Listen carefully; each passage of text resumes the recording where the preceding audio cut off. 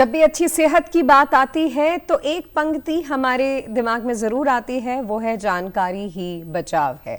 नमस्कार, मैं निधि हूं आपके साथ और आज के हेल्थ शो में हम बात करेंगे एक ऐसी प्रॉब्लम के बारे में, एक ऐसे इशू के बारे में जिसका नाम सुनकर हमें कभी कुछ भय लगता है, कुछ सवाल आते हैं, लेकिन उसके साथ साथ हम जुड़ना चाहते हैं उसके समाधान से भी जुड़ी हुई, कहीं हम उस सोच के साथ भी जुड़ना चाहते हैं जो कि हमें उसे बचाव के साथ भी जुड़े। और आज इसी से जुड़ी हम बात करेंगे, यानी कि HIV एड्स से जुड़ी हुई बात होगी। जानकारी ही बचाव है, जैसे हमने शुरुआत कही थी। और आज इस विषय पर हमारे साथ जुड़े हुए हैं associate professor department of internal medicine और इसके साथ साथ ये डिप्टी प्रोग्राम डायरेक्टर हैं centre of excellence in HIV care PGI-MER से हमारे साथ डॉक्टर शंकर नायडू जी। नमस्कार डॉक्टर, आपका स्वागत है आज के कार्यक्रम में।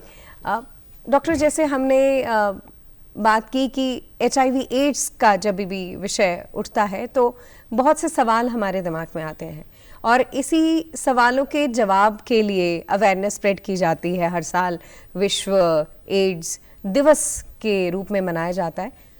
तो और अगर हम इस के थीम की भी बात करें तो भी टेक अ राइट पाथ, और अगर हम अपनी हेल्थ को इम्पोर्टेंस देंगे, उसी के साथ जुड़ा हुआ my health my right is the theme for 2024।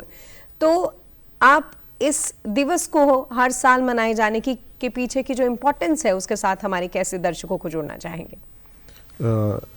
Thank you very much. पहले वर्ल्ड एड्स डे माना जाता है December 1 को हर साल में। This is celebrated through out the globe.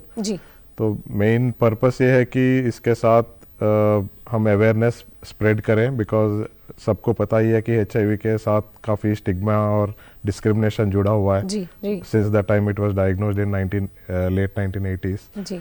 तो उसी को थोड़ा सा कम करने के लिए, ताकि पेशेंट्स जो भी है इन्फेक्टेड है HIV से, वो ओपनली थोड़ा सा लाइफ अपने मर्जी से जी सकते हैं और सारे हेल्थ केयर को वो प्रोवाइड, मतलब जो जाके हेल्थ केयर फैसिलिटीज़ है उनको यूटिलाइज कर पाएंगे without any stigma, without any fear कि वो डिस्क्रिमिनेट हो जाएंगे सोसाइटी में। तो इसी को वजह से हम हर साल वर्ल्ड एड्स डे के दिन we spread awareness about the various preventive aspects and how it can be treated and how it can be stopped for further transmission.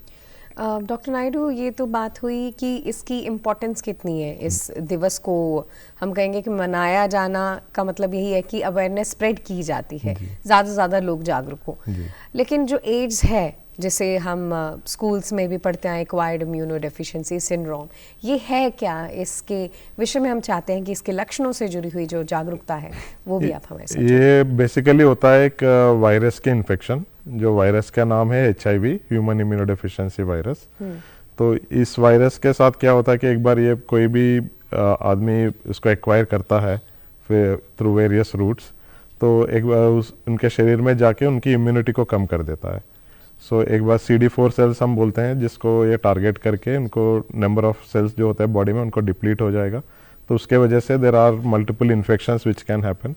So this will predispose the patients to have multiple various infections. जो commonly हम देखते हैं, tuberculosis हो सकता है, कोई other viral illnesses हो सकते हैं, न्यूमोसिस्टिस इन्फेक्शन एक लंग का होता है, वो भी ज़्यादा लोगों में हम देखते हैं। वेरियस फंगल इन्फेक्शंस होते हैं, क्रिप्टोकोकस, हिस्टोप्लाज्मोसिस। तो ये सारे इन्फेक्शंस को प्रीडिस्पोज करेगा, बिकॉज इम्यूनिटी इनकी कम हो जाती है। एंड ये लाइफ, मतलब एक बार इन्फेक्ट हुआ तो इसको बहुत मुश्किल है कि इनको कम्प्लीटली क्योर करना, तो इसीलिए लंबी टाइम दवाई देना ज़रूरी है। सर, जैसे आपने इसको लेकर अवेयर किया, लेकिन अगर इसके इनिशियल सिम्टम्स की बात करें तो वो क्या क्या होंगे? तो इसको बेसिकली जब शुरू में एक्वायर होता है तो उस time they can have something like acute prodromal symptoms जो हम बोलते हैं, जैसे थोड़ा बहुत फीवर हो गया, थोड़ा सर्दी जुकाम जैसे फ्लू सिम्टम्स जैसे हो सकते हैं। हाँ जी। तो but these are all non specific. ये तो कोई भी वायरल इन्फेक्शन या कोई और तरह के इन्फेक्शन में भी होगा। तो शुरुआत के फेस में और कोई स्पेसिफिक सिम्टम्स नहीं होंगे। जब एक बार ये एस्टेब्लिश हो जाएगा बॉडी में इन्फेक्शन, तो उसके बाद डिपेंड करता है कि पेशेंट टू पेशेंट कि कितने सालों के बाद इनकी इम्यूनोडेफिशिएंसी के लक्षण बाहर निकलेंगे। तो it might take anywhere from 5 years to 10 years also. कि उनकी इनिशियल सिम्टम या एक्वायर होने के बाद डायग्नोसिस के बीच में इतना ड्यूरेशन गैप आने की चांस है। डॉक्टर, जैसे अभी आपने बोला इनिशियल सिम्टम्स हैं और डायग्नोस होने के कितने चांसेस हैं, तो क्या इसके भी अलग अलग स्टेजेस होते हैं? तो एक बार एस्टैब्लिश हो जाएगा तो धीरे धीरे उनकी इम्यूनिटी कम होती जाएगी। जैसे इम्यूनिटी एक लेवल से कम होगी तब जाके उनको बाकी इन्फेक्शंस का रिस्क बढ़ेगा। तो एक बार जिसको हम बोलते हैं अपॉर्चुनिटिक इन्फेक्शंस, तो ये अपॉर्चुनिटिक इन्फेक्शन जब डेवलप करेंगे most of the times patient उस स्टेज में आते हैं जब हमारे पास की डायग्नोसिस फीवर या कुछ और सिम्टम्स लेके आएंगे। जब हम डायग्नोस करेंगे, सस्पेक्ट करेंगे कि उनको HIV हो सकता है, तो टेस्ट करेंगे। तो एक बार टेस्ट होगा, कंफर्म होगा, तो उसमें हम क्लिनिकली WHO ने 4 स्टेजेस में डिवाइड किया है। अच्छा। Depending on the severity of the infection और जो अपॉर्चुनिटिक इन्फेक्शन है उसके हिसाब से। तो जो स्टेज 1, 2, 3 और 4 होते हैं, जो 3 और 4 सीवियर माना जाता है एंड स्टेज 1 एंड 2 थोड़ा लेस सीवियर माना जाता है। बट ट्रीटमेंट तो सभी को मिलना ही है, स्टेज 1 हो या स्टेज 4 हो, या इनका कोई अपॉर्चुनिटिक इन्फेक्शन भी नहीं हो। जब हम डायग्नोस करेंगे HIV के साथ तो इमीडिएटली हम ट्रीटमेंट भी शुरू कर देंगे साथ में। डॉक्टर, जैसे अभी आपने बताया कि अलग अलग स्टेजेस हैं, वैसे ही और अगर हम डिजीज़ की बात करते हैं तो उसमें भी अलग अलग स्टेजेस होते हैं। जितना स्टेज बढ़ती हुई जाती है उतना चांसेस भी अगर हम लाइफ एक्सपेक्टेंसी के देखें तो वो भी उसके अकॉर्डिंगली ही डिपेंड करता है। तो क्या इसमें भी ऐसा ही है? हाँ, इसमें ऐसा है कि स्टेज 3 और 4 जो है वो सीवियर माना जाते हैं, बट हम जब ट्रीटमेंट शुरू करेंगे वो एक बार वो इन्फेक्शन जैसे TB इन्फेक्शन है जो ब्रेन में स्प्रेड हुआ, बाकी जगह पे स्प्रेड हुआ, तो हम स्टेज 4 में उसको कंसिडर करेंगे। बट एक बार TB का ट्रीटमेंट शुरू कर देंगे, TB इंप्रूव हो जाएगा तो वो डाउनग्रेड भी हो जाएंगे स्टेज। भी हो सकता है। तो ऐसा इसको कैंसर में जो स्टेजेस हम यूज करते हैं उसको इक्वेट नहीं कर पाएंगे, बिकॉज उसमें स्टेज 4 है तो 4 है ही है। इसमें अगर स्टेज 3 या 4 हम बनाएंगे, तो उसको ट्रीट करेंगे तो हम डाउनग्रेड भी कर सकते हैं। बट ये प्रोग्नोसिस के लिए इंपॉर्टेंट है क्योंकि स्टेज 3 और 4 में थोड़ा सा डेथ रेट या आउटकम्स थोड़ा इतना अच्छा नहीं होंगे। स्टेज 1 एंड 2 में थोड़ा बेटर आउटकम्स होते हैं। तो ज़रूरी है कि जो जागरूकता फैलाई जा रही है, जो लक्षण आपके साथ शेयर किए जा रहे हैं, उसके अकॉर्डिंगली हम खुद भी अपने आप को एग्जामिन करें और डॉक्टर से समय के साथ जुड़कर, ताकि हम जितना हो सके अपने आप को एक सुरक्षित ज़िंदगी के साथ भी जोड़ सकते हैं। एंड यस, लाइफ एक्सपेक्टेंसी भी हम अपनी बढ़ा सकते हैं। डॉक्टर, जब हम एड्स की बात करते हैं तो HIV की भी बात करते हैं, तो क्या एड्स और HIV सेम है या HIV से एड्स का जो स्टेज है वो कब जो सफ़र है इसे कहेंगे कि हम वो कैसे? तो HIV जो है, HIV तो एक वायरस का नाम है, जैसे मैंने पहले भी बताया है, ह्यूमन इम्यूनोडेफिशिएंसी वायरस जी। तो उसकी इन्फेक्शन के वजह से जो इम्यूनिटी कम होकर बाकी जो कॉम्प्लिकेशंस हो रहे हैं उस सिंड्रोम को हम बोलते हैं एक्वायर्ड इम्यूनोडेफिशिएंसी सिंड्रोम। तो HIV के इन्फेक्शन के वजह से जो कॉम्प्लिकेशंस हो रहे हैं उसको हम एड्स बोलते हैं। तो कॉमन पब्लिक के लिए तो दोनों एक ही है, HIV के कारण एड्स हो रहा है, तो HIV एड्स इकट्ठा ही हम बोलते हैं कि पेशेंट को किसी को इन्फेक्शन है उनको patient is affected with HIV बोलते हैं। अभी टर्मिनोलॉजी भी काफ़ी चेंज हुआ है, पहले तो पेशेंट बोलते हैं, लेकिन आजकल तो हम बोलते हैं कि people living with HIV, PLHIV और पीपल लिविंग विथ एड्स। तो because that will remove some amount of stigma, क्योंकि इनको ये पेशेंट्स जब हम बोलते हैं किसी को वो थोड़ा सा स्टिग्मेटाइज हो जाएंगे, बट अभी जो टर्मिनोलॉजी चेंज हुआ है उसमें पीपल लिविंग विथ HIV बोलते हैं, जिससे वो थोड़ा सा वो स्टिग्मा और डिस्क्रिमिनेशन थोड़ा कम होता है, क्योंकि इसमें लाइफ ऐड हो गई है, लिविंग ऐड हो गई है। तो समवेयर जब आपने कहा भी और जब इस अवेयरनेस की बात हम करते हैं तो आपको थोड़ा सा पॉजिटिव और सुकून के साथ भी आप जुड़ते हैं और अवेयरनेस के साथ भी जुड़ते हैं, जो कि आज के हमारे कार्यक्रम का भी एक प्रमुख उद्देश्य है। डॉक्टर, जैसे आपने बताया कि पीपल लिविंग विद HIV या पीपल लिविंग विद एड्स, इसके ही आजकल इसी के साथ एड्रेस किया जाता है। तो अगर हम इसके, जैसे हमने लक्षणों पर बात की, लेकिन जो कारक हैं, जो कारण हैं, उनके बारे में हम अवेयर हैं, लेकिन हम चाहते हैं कि एक बार फिर से आप दूरदर्शन के माध्यम से भी उन कारणों को भी हमारे साथ जोड़ें ताकि हम अवेयर रहें। तो इसके लिए मेनली जो हम ट्रांसमिशन रूट्स जो बोलते हैं, मेनली 4 टाइप्स होते हैं। एक तो सेक्सुअल कांटेक्ट, इधर हेट्रोसेक्सुअल और होमोसेक्सुअल कॉन्टैक्ट्स। देन होता है मदर टू चाइल्ड ट्रांसमिशन, जैसे प्रेग्नेंट फीमेल है उनके बच्चे को ट्रांसमिट होने का रिस्क रहता है। तीसरा होता है IV ड्रग एब्यूज़, जो इंजेक्टेबल ड्रग अब्यूज़ करते हैं उनमें शेयर नीडल्स वगैरह जो होंगे उस टाइम एक दूसरे से स्प्रेड होने का चांस बहुत ज़्यादा होता है। और तीसरा होता है ब्लड ट्रांसफ्यूजन्स, कोई कहीं से भी ब्लड या ब्लड प्रोडक्ट्स ट्रांसफ्यूजन होंगे, बट एटलीस्ट ब्लड ट्रांसफ्यूजन वाला जो रिस्क है वो बहुत कम हो गया because there are very strict screening programs which are going on. But sexual route and IV drug abuse जो है सबसे कॉमनली हम देखते हैं जी। तो प्रिवेंशन के लिए भी यही है कि लोगों को they have to be aware of this routes and they have to have their own safety things taken care while having sexual contact and using IV drug abuse. तो डॉक्टर इन पॉइंट्स के साथ हम अब किताबों में भी जुड़ रहे हैं कि ये कारण हो सकते हैं, तो आप कितना मानते हैं कि जो स्कूल्स में और कॉलेजेस में इसको जो लेकर जागरूकता अभियान चलाए जाते हैं या अब जो यूथ जिसको लेकर जागरूक है, क्योंकि अगर हम कुछ साल पहले या कुछ दशकों की बात करें तब एक अलग किस्म का डर होता था, लेकिन अब डर का उतनी बात नहीं है, डर को राह मिली है जागरूकता की। सो आप कितना मानते हैं कि इस तरीके के जो दिवस मनाए जाने के पीछे ये बहुत बड़ा रीजन रहा होगा कि डर कम हुआ है? जी जी डेफिनेटली, बिकॉज अगर हम देखते हैं the various routes of transmission, जो सबसे वल्नरेबल एज होता है somewhere between 15 to 18 years to 35-40 years, because this is the age group which is very much prone to acquiring this infection. तो इसीलिए स्कूल्स और कॉलेजेस में इनके बारे में एजुकेट करना बहुत ही ज़्यादा ज़रूरी है, बिकॉज बचपन से जब हम इसके बारे में अवेयर हो जाते हैं तो देन हमारा बिहेवियर भी उसी के हिसाब से हम मॉडिफाई करने के लिए बहुत आसान हो जाएगा। बिकॉज अगर स्कूल में अगर हमें पढ़ाया जाता है कि HIV क्या होता है और HIV किसके कारण हो सकता है, this is just like teaching children about the traffic rules. बचपन से हम बोलते हैं कि रोड में ध्यान से चलो, इधर उधर देखो, रेड लाइट है, ग्रीन लाइट है, हमारे शरीर के साथ जुड़ा हुआ है। तो that is why we are aware of the traffic rules. तो ऐसे ही अगर HIV के बारे में स्कूल लेवल और कॉलेज लेवल में बताते जाएंगे तो they people will get aware कि क्या रूट्स ऑफ ट्रांसमिशन है, and we can be able to prevent the further spread of the infection. तो डॉक्टर, क्या आपने ये जो अवेयरनेस स्प्रेड हो रही है चाहे किताबों के माध्यम से या कैंपेन्स के माध्यम से या कुछ NGOs के माध्यम से, और PGIMER खुद भी बहुत अवेयरनेस स्प्रेड कर रहा है, तो आपने इसका इम्पैक्ट देखा है कि सच में इसमें बदलाव आ रहा है पॉजिटिवली? हम जुड़ रहे हैं, केसेस कम हो रहे हैं, जो 90s में ज़्यादा लगता था, थ्रेट था, वो क्या अब कम हुआ है? जी डेफिनेटली, बिकॉज जो हम अगर ग्राफ के रूप में देखेंगे the number of infections which are there over the last few years, उनकी ग्राफ तो ऑलमोस्ट प्लेट्यू हो गया है। इनफैक्ट थोड़ा कुछ एरियाज में तो कम भी होने लगे। अच्छा। बिकॉज स्पेशली इन चंडीगढ़ तो हमारा नेशनल लेवल की जो एवरेज इन्फेक्शन रेट है उससे बहुत कम है। We are less than the national prevalence rate. जी। तो ओवरऑल जो भी इतने सालों से अवेयरनेस प्रोग्राम्स वगैरह जो NACO और different state AIDS control societies ले रहे हैं उसके हिसाब से तो there is significant improvement in the transmission rate, बहुत कम हो गया पहले से कंपेयर करेंगे तो।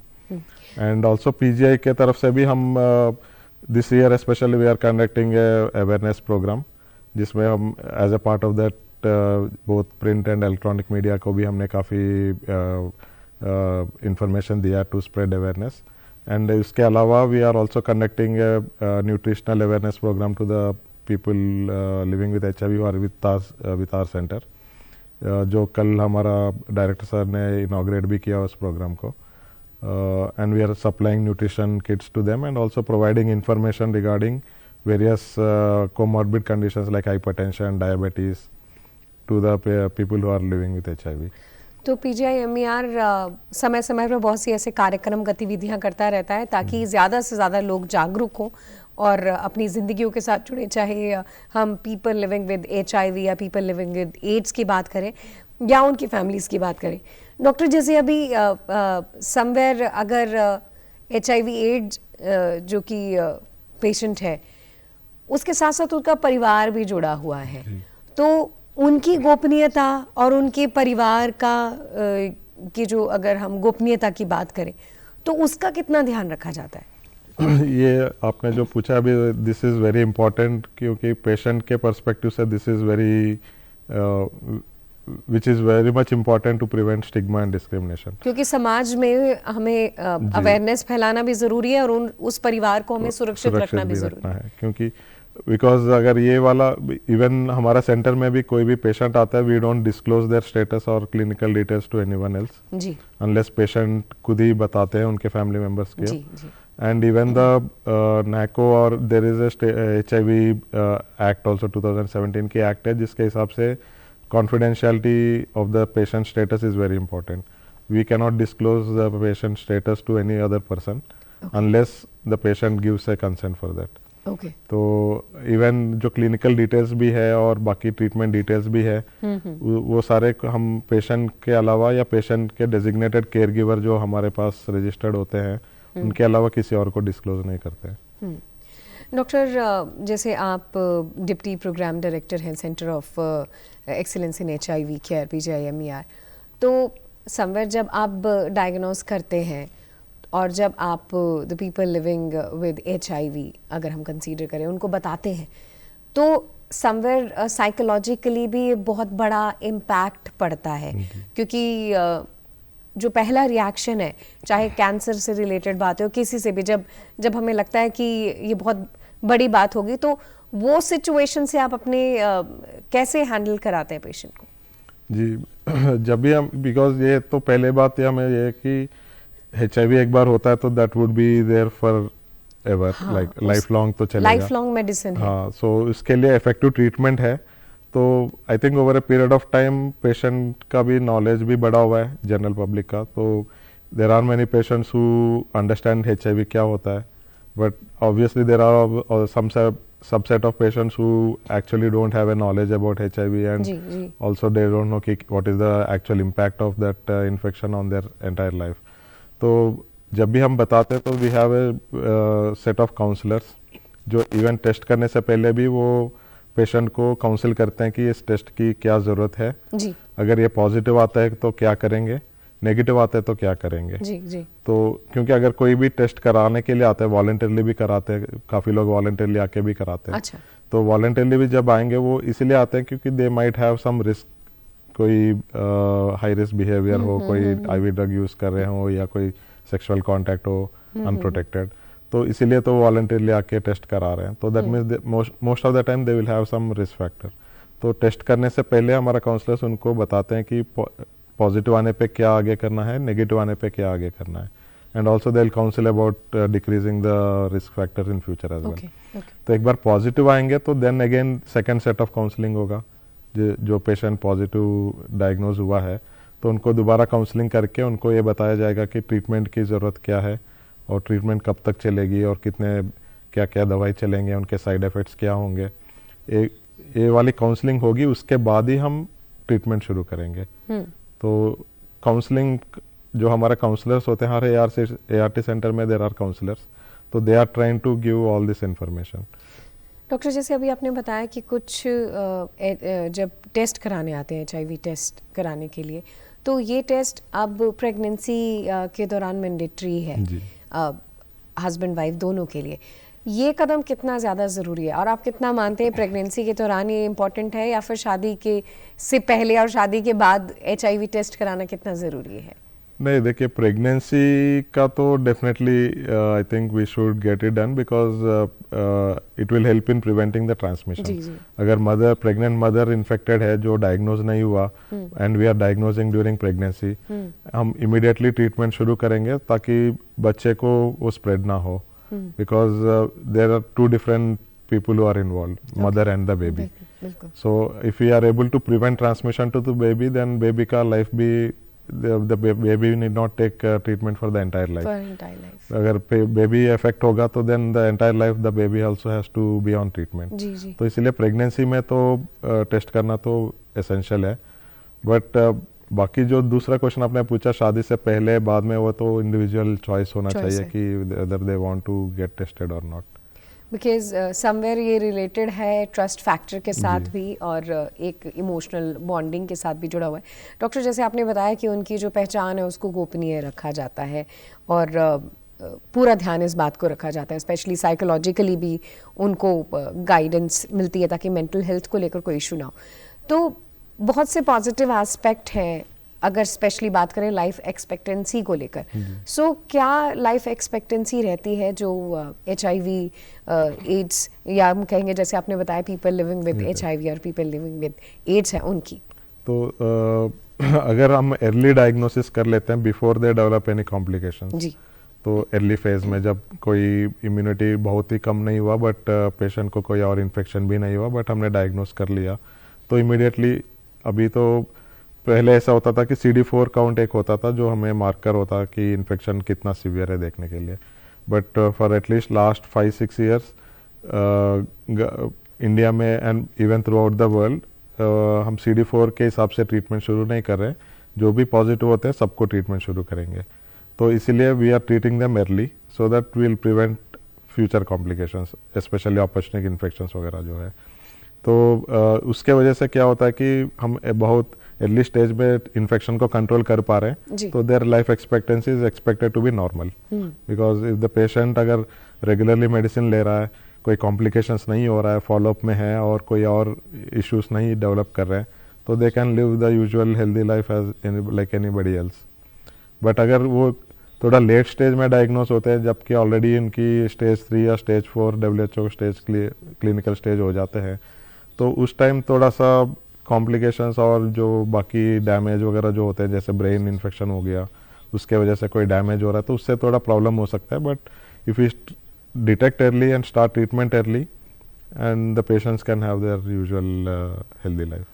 बहुत ज़रूरी है इस अवेयरनेस के साथ जुड़ना, और इसी अवेयरनेस के साथ हम आपको अपनी स्क्रीन्स के साथ भी जोड़ रहे हैं, जो टोल फ्री नंबर है एड्स अवेयरनेस से जुड़ा हुआ। और अगर आपको किसी भी तरीके के डाउट्स हैं, सवाल हैं, या साइकोलॉजिकली आपको उसमें सपोर्ट की ज़रूरत है, ट्रीटमेंट की ज़रूरत है, किसी गाइडेंस की ज़रूरत है, तो 1097 is the toll free number, जिसके साथ आप जुड़कर किसी भी तरीके की सहायता पा सकते हैं। डॉक्टर, आप भी और PGIMER भी इसको लेकर बहुत अवेयरनेस स्प्रेड कर रहा है, हर जगह ये होर्डिंग्स पे भी लगा होता है, लीफलेट्स, या कहीं पर भी गवर्नमेंट भी उसको पब्लिसाइज करिए, ताकि समवेयर जो सीक्रेसी है, जो the person who the people who is living with HIV और एड्स, वो भी बरकरार रहे और उनको किसी भी तरीके की दिक्कत ना हो। तो आज दूरदर्शन के माध्यम से आप हमारे दर्शकों को एक क्या मैसेज देना चाहेंगे, अगर हम अवेयरनेस की बात हो, बचाव की बात हो, जो जैसे हमने शुरुआत की थी कि जानकारी ही बचाव है, तो उस संदेश के साथ आप क्या जोड़ना चाहेंगे? और PGI किस तरीके से इसको लेकर लगातार जुड़ रहा है, सपोर्ट कर रहा है, जागरूकता फैला रहा है? तो मेरा मैसेज तो ये होगा कि अगर test yourself as early as possible, voluntary testing is free, कोई भी ICTC सेंटर में जाके you can get tested, and testing confidential भी है, आपकी रिपोर्ट आपको ही मिलेगा, किसी और को दिया नहीं जाएगा। तो किसी को भी कोई भी रिस्क फैक्टर हो या अगर कोई भी मन में डाउट है, तो always get tested so that early detection and early initiation of treatment is very important. And the second message would be to spread awareness in the community to prevent stigma. तो लोगों को discriminate मत करिए, अगर कोई आपको पता भी लग जाता है कि कोई एक बंदा HIV से इन्फेक्टेड है और वो ट्रीटमेंट ले रहे हैं, तो डोंट डिस्क्रिमिनेट देम, बिकॉज ऐसे कैजुअल कॉन्टैक्ट और कैजुअल इंटरेक्शन से HIV स्प्रेड नहीं होता, तो ये जानना ज़रूरी है। तो discrimination and stigma should be avoided, and उसको अवॉइड करने के लिए जनरल पब्लिक का तो बहुत ही ज़्यादा रोल प्ले करते हैं। तो I think these are the 2 things I want to say. बहुत ज़रूरी है कि हम इस अवेयरनेस को ना सिर्फ अपने आप तक रखें बल्कि इसको फैलाएं भी। एक कोशिश हमने आज के इस हेल्थ कार्यक्रम के साथ जुड़कर ज़रूर की है। डॉक्टर शंकर नायडू आज हमारे साथ जुड़े, PGIMER से हमारे साथ जुड़े, आज अवेयरनेस स्प्रेड की एड्स को लेकर कि कितना ज़रूरी है हमारे लिए अवेयरनेस के साथ जुड़ना और लक्षणों के साथ जुड़ना, टाइमली हम उपचार के साथ जुड़े, और अगर हम इससे ग्रसित हो रहे हैं तो कौन कौन सी प्रिकॉशंस हैं हम लेते जाएं। आप हमारे YouTube चैनल के साथ भी जुड़कर इस कार्यक्रम के साथ जुड़ सकते हैं, और हमारे satellite channels DD Haryana, DD Punjabi और DD चंडीगढ़ के साथ जुड़कर भी इस कार्यक्रम का हिस्सा बन सकते हैं। अगली बार हम एक और विषय के साथ जुड़ेंगे और आपको एक अच्छी सेहत के वरदान के साथ जोड़ेंगे। नमस्कार, मैं निधि आज के इस कार्यक्रम में जुड़ने के लिए आपका तहे दिल से धन्यवाद करती हूँ।